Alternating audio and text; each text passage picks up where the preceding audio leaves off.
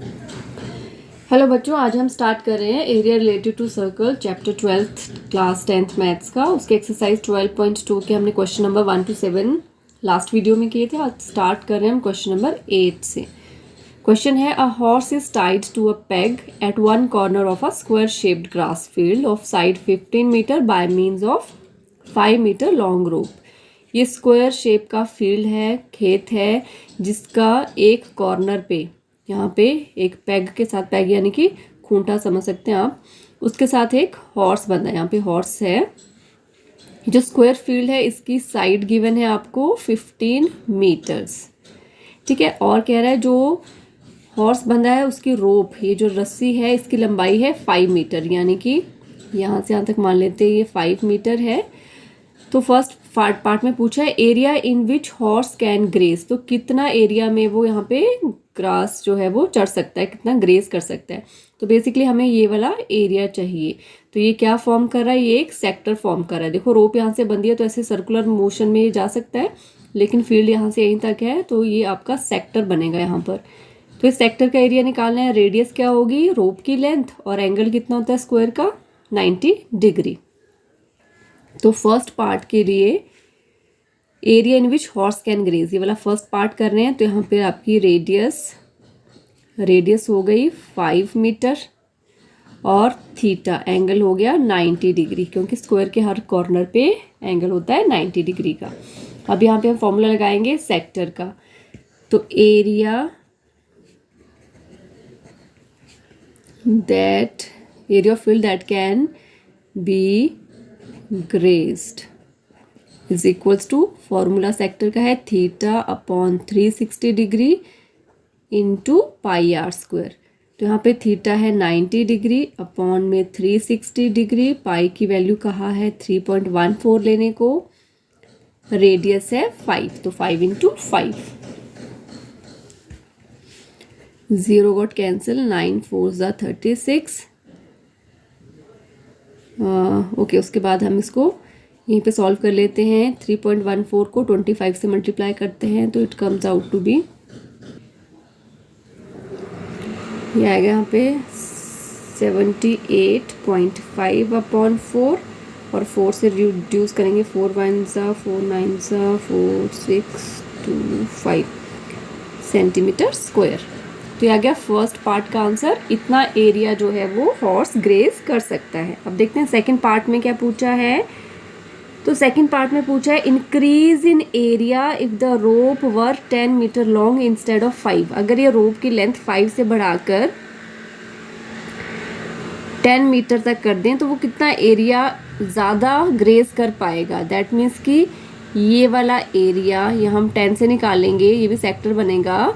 तो ये वाला एरिया में से ये पहले वाला एरिया माइनस करेंगे, क्योंकि सिर्फ हमें इंक्रीज पूछा है, कितना एरिया इंक्रीज होगा। ये नहीं कि सिर्फ 10 वाले से कैलकुलेट करके निकाल देंगे, हमें इंक्रीज पूछा है क्वेश्चन में, कितना एरिया इंक्रीज होगा। ठीक है। तो इंक्रीज एरिया निकालने के लिए, या इंक्रीज पूछा है, तो ये वाला एरिया 10 वाली रेडियस से एरिया निकालेंगे सेक्टर का, उसमें से 5 वाली रेडियस से माइनस कर देंगे। ठीक है। तो सेकंड वाले पार्ट के लिए रेडियस हो जाएगी हमारे पास 10 मीटर्स, एंगल फिर से वही होगा 90 डिग्री। तो एरिया ऑफ सेक्टर निकालेंगे, that is 90 upon 360 into 3.14 into 10 into 10। तो ये आ जाएगा 314/4। सॉल्व करके आ जाएगी वैल्यू आपके 78.5 सेंटीमीटर स्क्वायर। लेकिन हमें पूछा सिर्फ इंक्रीज, तो हम बोलेंगे therefore increase in area of grazing. Grazing के एरिया में कितना इंक्रीज होगा, तो ये नया वाला एरिया माइनस जो हमने पहले निकाला है, इन दोनों को माइनस करेंगे, इतना सेंटीमीटर स्क्वायर आ जाएगा। तो ये आता है माइनस करके 5 7 8 8 5। ठीक है। तो आंसर आया 58.875 सेंटीमीटर स्क्वायर्स। अब देखते हैं क्वेश्चन नंबर 9। जो क्वेश्चन नंबर 9 है, a brooch is made with silver wire in the form of a circle with diameter 35 millimeters. The wire is also used in making 5 diameters which divide the circle into 10 equal sectors. तो find करना है total length of the silver wire required और second में area of each sector of the brooch. तो देखिए ब्रूच है, पहले तो हम समझेंगे, पहले पार्ट में पूछा है कि लेंथ बताइए सिल्वर वायर की जो चाहिए। तो सिल्वर वायर कहाँ लगी है, एक तो ये लगी है यहाँ पर, यानी कि सर्कमफ्रेंस में लगी है, तो ये वाली लंबाई प्लस लगे हैं diameters 1, this is second, this is third, this is fourth and this is fifth. तो 5 डायमीटर्स। सिर्फ इन जगहों पे जो मैंने ब्लू से बनाया है वहाँ पर वायर यूज़ हुई है सिल्वर वायर, तो उसकी लेंथ पूछी है। तो फर्स्ट पार्ट के लिए the length of wire required, कितनी लंबी हमें वायर चाहिए। तो वायर जहाँ जहाँ लगी है, वायर कहाँ लगी है, यहाँ पे सरकमफ्रेंस पे। सरकमफ्रेंस होती है पाई डी, 2 पाई आर या पाई डी एक ही बात है, plus 5 diameters, D stands for diameter, diameter के लिए लेंथ लगी है यहाँ पे। अब डायमीटर दी है आपको 35 मिलीमीटर्स, तो देयरफॉर लेंथ आ गई हमारे पास पाई 22/7 into diameter that is 35 plus 5 times diameter, diameter है 35 लेंथ का। बस इसे कैलकुलेट कर लेंगे, आंसर आ जाएगा 7 1 ज़ा 7 5 ज़ा 5 2 ज़ा 10 5 2 ज़ा 10 11 प्लस 5 5 ज़ा 25 5 3 ज़ा 15 16 17, तो आ गया ये 285 मिलीमीटर्स। ठीक है बच्चों, तो फर्स्ट पार्ट का आंसर आ गया आपके पास 285 मिलीमीटर्स। ओके, तो ये वायर की लेंथ थी, तो आपने इसमें स्क्वायर नहीं लगाना, एरिया नहीं है, सिर्फ लेंथ निकलेगी यहाँ पर। अब सेकंड पार्ट के लिए देखिए, सेकंड पार्ट के लिए इसने बोला है, पूछा है the area of each sector. पहले देखिए कितने सेक्टर्स बने, अगर 5 डायमीटर यहाँ से, तो 1 सेक्टर 2 3 4 5 6 7 8 9 10, टोटल 10 सेक्टर्स बने हैं। तो हमें हर एक सेक्टर का निकालना है एरिया। तो एक सेक्टर का एंगल कितना होगा, तो देखिए नंबर ऑफ सेक्टर्स बने हैं 10, therefore angle of each sector, हर एक सेक्टर का एंगल कितना होगा, ये कंप्लीट एंगल होता है 360 डिग्री। अगर इसको हम 10 टाइम्स यानी कि 10 पार्ट्स में डिवाइड कर देंगे तो एंगल हो गया 360/10 दैट इज 36 डिग्रीज। तो एंगल मिल गया सेक्टर का। अब हमें चाहिए होती है रेडियस कितनी होगी, डायमीटर/2, डायमीटर है 35/2, इतना मिलीमीटर आ गई रेडियस।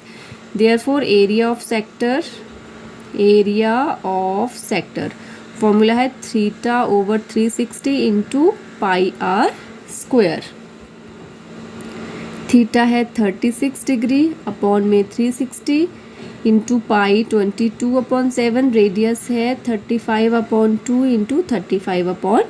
तो यहाँ से देखिए 36 10 ज़ा 7 5 ज़ा 5 2 ज़ा 2 11 ज़ा 11 इंटू 35 385 2 2 ज़ा 4 मिलीमीटर स्क्वायर।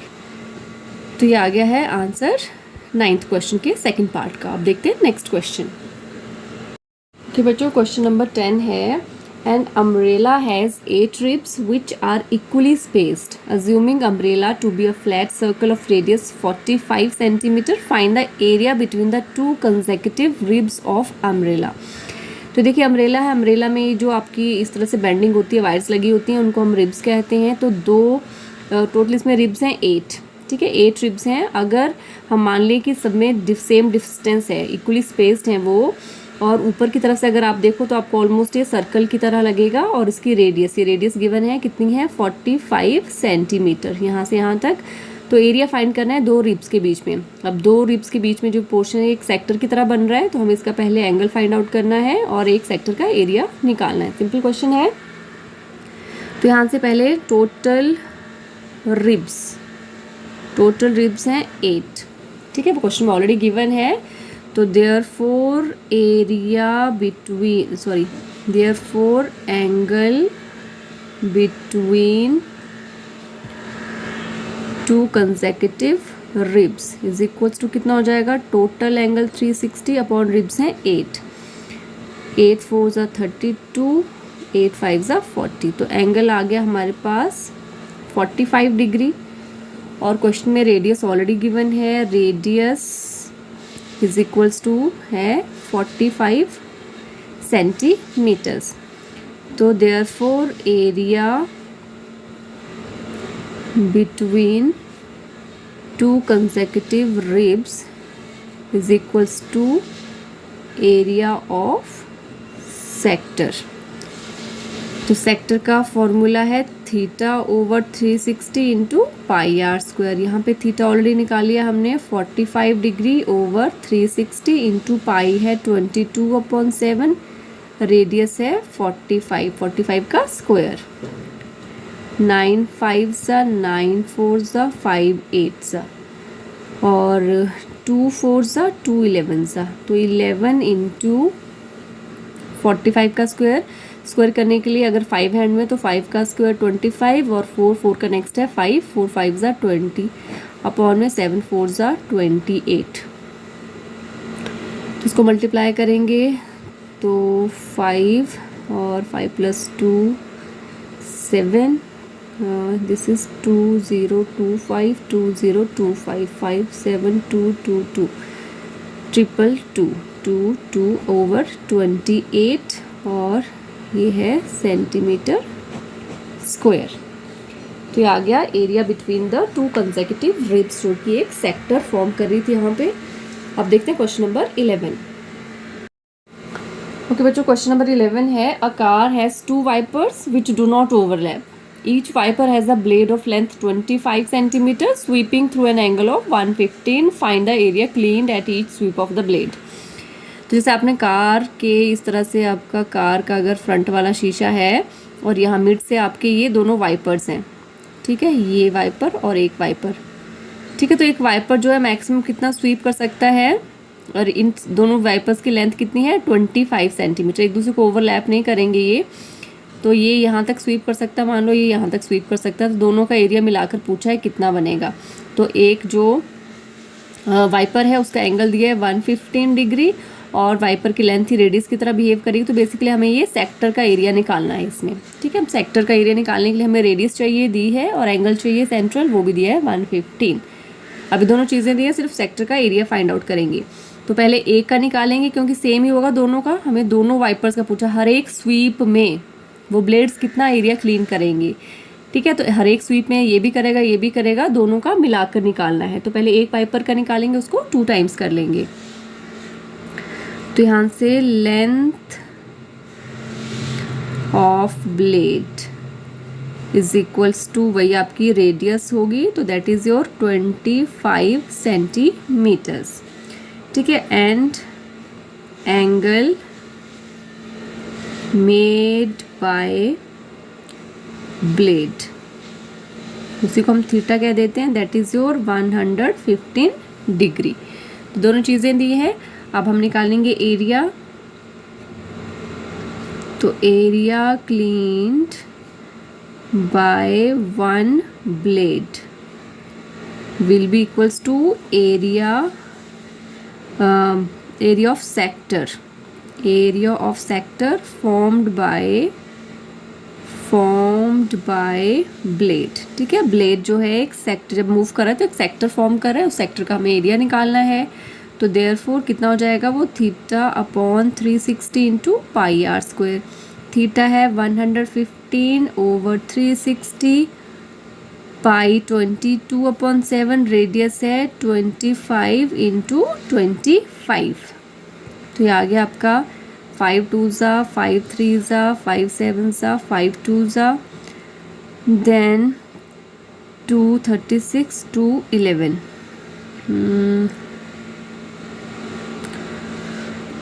ओके, आगे कुछ रिड्यूस होता है। हाँ जी, चलो अब इसको सॉल्व कर लेते हैं। 25 का स्क्वायर होगा 625 इंटू 11 इंटू 23। तो सबको मल्टीप्लाई करके let me check, it comes out to be okay 158125, ठीक है। 7 6 ज़ा 42, 7 3 ज़ा 21 21 और 25, सेंटीमीटर स्क्वायर्स। तो ये आ गया एक ब्लेड का एरिया, बट हमें तो टोटल पूछा है। So total area cleaned by both blades will be 2 times area cleaned by one blade, जो हम ऑलरेडी निकाल चुके हैं। तो it will be 2 into 158,125 over 252। तो 2 से रिड्यूस हो जाएगा 126, बाकी तो कुछ नहीं कटेगा। 158125 अपॉन 126 सेंटीमीटर स्क्वायर। तो ये आ गया बच्चों आंसर इस क्वेश्चन का। अब देखते हैं 12th क्वेश्चन।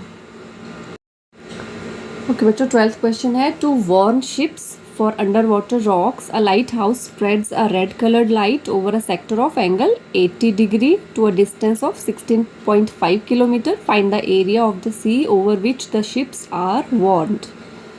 क्वेश्चन का मीनिंग समझिए। जैसे सी की बात कर रहा है, यहाँ पे एक लाइट हाउस है, यानी कि एक लंबा सा पोल जिसके ऊपर एक लाइट सोर्स लगा होता है। वो लाइट सोर्स जो है कंटिन्यूसली लाइट यहाँ से स्प्रेड करता है। तो मान लिया ये शिप है, तो शिप में वो ऑलमोस्ट इतना, शिप का ऑलमोस्ट मान लिया इतना सा एरिया वो कवर कर रहा है। ठीक है, इतना एरिया कवर कर रहा है। तो ये क्या फॉर्म कर रहा है, एक सेक्टर। जैसे लाइट यहाँ तक पड़ रही है शिप में, तो ये जो पूरा ये जो लेंथ है, एक्चुअली ऐसे समझ लीजिए इसको, इस तरह से सर्कल बन रहा है। तो ये जो पूरी लेंथ है पोल की या लाइट हाउस की, वो बिहेव करेगी एज रेडियस। ठीक है, और ये जितने एंगल में इस लाइट को स्प्रेड कर पा रहा है वो बन जाएगा आपका सेक्टर का एंगल। तो हमारे पास थीटा भी आ गया, ये भी आ गया। तो बोला है, देखिए बोला है कि क्वेश्चन में शिप्स को, जो पानी में जो शिप्स हैं, शिप्स को वॉर्न, चेतावनी देने के लिए कि अंडर वाटर पानी के नीचे जहाँ जहाँ रॉक्स हैं वो दिख जाएं, इसके लिए लाइट हाउस जो है लगातार स्प्रेड करता है रेड कलर की लाइट। और वो कितना सेक्टर को कवर कर रहा है, उतना सेक्टर जो 88 डिग्री का एंगल बना रहा है। ठीक है, तो इस एरिया को हमें फाइंड करना है। तो बोला find the area of the sea over which ships are warned, जहाँ तक उनको चेतावनी दे सकते हैं वो वाला एरिया फाइंड करें। तो यहाँ पे जो लाइट हाउस की हाइट है वही आपका क्या बन जाएगी, रेडियस। तो इसमें आप डायरेक्टली लिख सकते हैं यहाँ पर radius is equals to 16.5 kilometres और sector angle is 80 degree. Therefore area of sector, ठीक है, ये area during which ships can be warned will be क्या हो जाएगा भाई, theta over 360 pi r square. पहले हमेशा फॉर्मूला लिखिए और उसके बाद वैल्यूज पुट कर दीजिए। थीटा है 80 ओवर 360, पाई की वैल्यू जो क्वेश्चन में गिवन था, पाई को लेना है आपको 3.14। तो 3.14 और रेडियस है 16.5 इंटू 16.5। यहाँ से सॉल्व कर लेते हैं इसको। 4 2 ज़ा 4 9 ज़ा, अच्छा उसके बाद आप इसको सारा मल्टीप्लाई करना पड़ेगा। यहाँ पे कुछ और रिड्यूस नहीं होता। 2 से करेंगे तो 6.28 इंटू इसका स्क्वायर करेंगे 5 5 ज़ा 25 और 16 इंटू 17 आता है 272 अपॉन 9। और इस सब को मल्टीप्लाई करके ओके मैं चेक कर लेती हूँ, it will come out to be okay 1709.73 over 9। ठीक है, ये आ गया आपका इतना किलोमीटर स्क्वायर। अब इसको डेसिमल को थोड़ा चेंज जहाँ तक होता है 2 डेसिमल प्लेस तक निकाल लेते हैं। तो यहाँ पे हो जाएगा 9 1 ज़ा 9, 9 8 ज़ा 9 9 ज़ा 9 9 ज़ा, ठीक है, राउंड अबाउट करके हो गया 189.97 किलोमीटर स्क्वायर। तो इतना एरिया में जो लाइट हाउस है वो वॉर्न कर सकेगा शिप्स को। ठीक है, ये हो गया आपका क्वेश्चन नंबर 12 कंप्लीट। अब देखते हैं क्वेश्चन नंबर 13। क्वेश्चन नंबर 13 है अ राउंड टेबल कवर है 6 equal designs. If the radius of cover is 28, find the cost of making the design at the rate of 0.35 per centimeter square. इतना rupees cost दी है। तो देखिए हमें total ये जो design दिख रहा है आपको साथ में, यहाँ पे डिज़ाइन जो है ये 6 इक्वल डिज़ाइंस बने हैं और इसका हमें कॉस्ट निकालना है। 1 सेंटीमीटर स्क्वायर का कॉस्ट दिया है। तो बेसिकली मुझे ये 6 के 6 सेगमेंट्स का एरिया निकालना है। ठीक है ना, सेगमेंट क्या होता है, कॉर्ड और आर्क के बीच का रीजन या एरिया। तो ये ऐसे सर्कुलर टेबल है, इसके ऊपर एक क्लॉथ बिछा है, तो यहाँ पे देख सकते हैं आपकी जो ये ट्राइंगल है, ठीक है, क्योंकि 6 इक्वल हैं तो इस तरह से अगर मैं इसको पूरा मिला लूँ तो यहाँ पर मुझे एक एंगल मिल जाएगा। टोटल एंगल होता है 360 और यहाँ पे टोटल ये 6 इस तरह से सेक्टर्स बन रहे हैं, तो एक का एंगल कितना आ जाएगा 60 डिग्री, ठीक है, 360/60 तो 60 डिग्री। और ये क्या है, अब 60 डिग्री है और ये ट्राइंगल हमेशा आइसोसेलेस होती है क्योंकि रेडियस हमेशा बराबर होंगी, और जब भी 60 का एंगल बनेगा तो बचे हुए दोनों भी आइसोसेलेस के बराबर है, 60-60 ही होंगे। तो दैट मीन्स कि क्या होगी, हमेशा इक्विलेटरल ट्राइंगल। तो सर्कल के अंदर कभी भी इस तरह से ट्राइंगल बनती है जिसका सेंट्रल एंगल या सेक्टरल एंगल 60 डिग्री होगा तो वो हमेशा ही क्या होगी, इक्विलेटरल ट्राइंगल होगी। और सेगमेंट का एरिया कैसे निकलता है, सेक्टर का एरिया माइनस ट्राइंगल का एरिया। तो हम एक सेगमेंट का निकालेंगे, टोटल 6 सेगमेंट है, बाद में उसको मल्टीप्लाई कर लेंगे। तो यहाँ पे अच्छा, एरिया से पहले हमें एंगल फाइंड आउट करना है। हेयर रेडियस गिवन है, रेडियस क्वेश्चन में गिवन है 28 सेंटीमीटर। ये जो रेडियस है वो है 28 सेंटीमीटर। और थीटा कितना हो जाएगा आपका 360/6, तो आ गया 60 डिग्री, थीटा आ गया। उसके बाद एरिया ऑफ वन सेगमेंट निकालेंगे हम सबसे पहले, area of one segment. Segment का एरिया क्या होता है, ये पूरा सेक्टर है, तो area of sector minus area of triangle. तो एरिया ऑफ सेक्टर θ/360 πr²। यहाँ पर ट्राइंगल बन रही है इक्विलेटरल ट्राइंगल का एरिया होता है √3/π इंटू साइड स्क्वायर। थीटा है 60/360 और इंटू पाई बोला नहीं है तो हम इसको 22/7 ले लेते हैं, इंटू रेडियस का स्क्वायर, रेडियस है 28 तो 28 का स्क्वायर माइनस √3 की वैल्यू बोला है 1.7/4, साइड है 28 तो ये भी 28 का स्क्वायर। तो 28 का स्क्वायर हम यहाँ से बाहर ले सकते हैं ताकि सिंप्लीफिकेशन थोड़ा इजी हो जाए। तो I am taking 28 square outside the both the terms. तो यहाँ पे बचा आपका 0 गॉट कैंसिल, 1/6, 2 3 2 11 तो 11/7 3 21 माइनस डेसिमल हटाएगा 0 लग जाएगी तो आ गया 17/40। 28 का स्क्वायर 8 8 64, 6 कैरी 16 16 32 प्लस 6 38, 3 2 2 4 5 6 7 तो 784। और यहाँ पर एलसीएम लेके कर लेते हैं तो आ जाएगा आपका 440 माइनस अपॉन,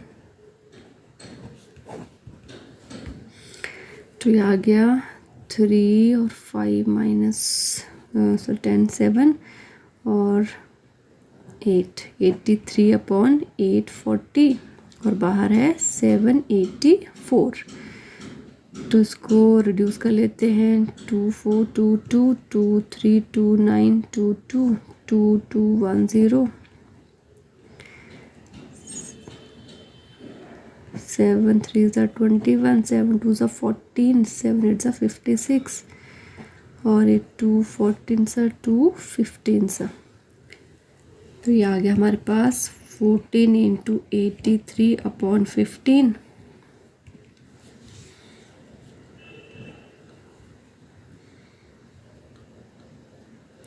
ओके, इसको सॉल्व करके आ गया आपका ये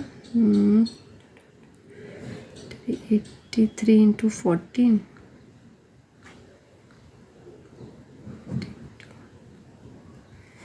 ये आ गया आपका 116/15, ठीक है, इतना सेंटीमीटर स्क्वायर एरिया आ गया। अब हमें कॉस्ट निकालनी है, तो कॉस्ट ऑफ 6 सेगमेंट्स, देखिए एक सेगमेंट का एरिया था 6 के लिए 6 से मल्टीप्लाई कर देंगे और कॉस्ट के लिए 0.35, क्योंकि एक सेंटीमीटर स्क्वायर की कॉस्ट 0.35 थी, तो सेक्टर एक सेगमेंट से मैंने सीधा 6 से भी मल्टीप्लाई कर दिया, इससे भी, तो आ जाएगा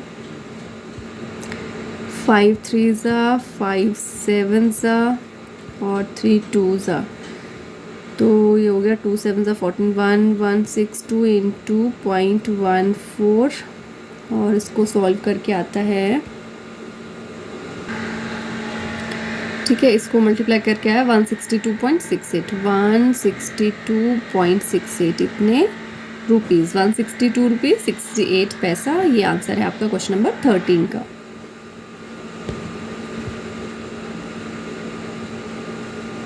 बच्चों लास्ट क्वेश्चन है, tick the correct answer. Question है आपका area of sector of angle P. Sector का एंगल दिया है पी, रेडियस है सर्कल की आर, तो इसमें से कौन सा करेक्ट है, किसका, एरिया ऑफ सेक्टर का फॉर्मूला। तो यहाँ पे देखिए 2 पाई आर अगर आपका मल्टीप्लाई होगा तो वैसे ही आपका एरिया नहीं बनेगा, 2 पाई आर वाले तो वैसे एरियाज नहीं बनेंगे। बच के बी और डी ऑप्शन। क्या इसको फर्दर सॉल्व कर सकते हैं, नहीं कर सकते, ऑलरेडी सॉल्व फॉर्म में है। क्या यहाँ कर सकते हैं, यस, 2 से रिड्यूस कर सकते हैं, 2 और इसको काट के आ गया 360। तो बेसिकली फॉर्मूला बना P/360 into pi r square. तो यस, अगर एंगल थीटा है, थीटा की जगह P दिया है तो P/360 into pi r square. तो ये डी ऑप्शन आपका करेक्ट है।